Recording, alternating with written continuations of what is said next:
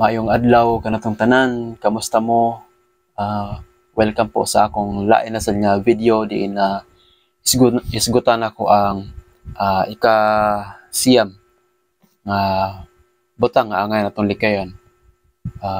Ingon nga Kristohanon o dili lamang ni pahimangno sa usa ka Kristohanon apan lakip na ni sa dili Kristohanon. Doon na sa mga Kristohanon nga dili po sila 100%. So apil na sila dinha kay mao na gipahimangnuan ta sa Dios sa dili pagbuhat niini. Kani siya nga akong basahon karon. May similarity ni, may panagsama siya sa ikaapat nga nabasa nako. Ikaapat nga angay likayan. So mao to siya.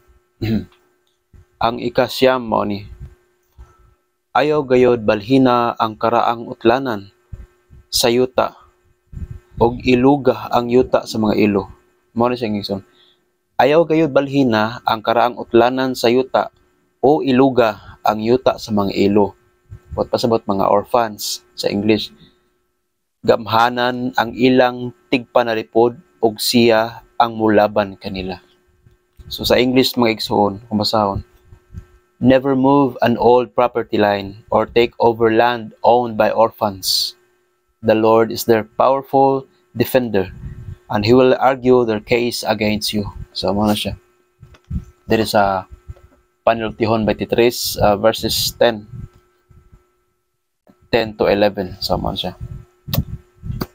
Delikado siya mga igsoon para sa mga Kristohanon o dili. Doon na sa mga Kristohanon nga dili, kuan dili kayo active.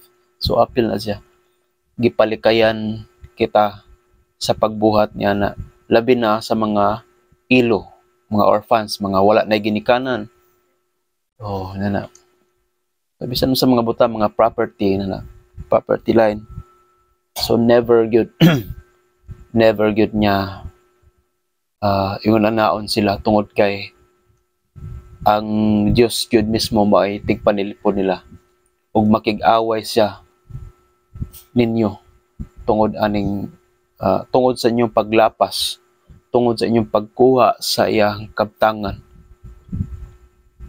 Igsoon dili angay siya may tabo mga igsoon tungod kay Dios na siya, gamhanan siya, wala ta masayod kung unsa kadako sa iyang kung asa kutob iyang utlanan sa iyang gahom.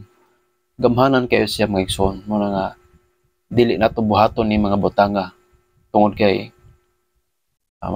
kita linalang lang ta. So magpasalamat sa Dios kung unsay na nato. So be thankful to God to everything that we have. So cherish every moments that we are here alive, enjoying our peace. Magpasalamat ta sa kalinaw nga niya nato. So muna kung atong hilabtan kanang mga butanga, labi na inato mga orphans, no? Masisira gid ang buhay niyo mga igsoon. Mao na siya.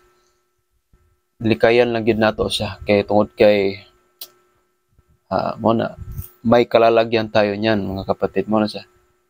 Dunay dunay kabutangan nato mga igsoon. Likayan nato ng mga butanga tungod kay Diyos good na.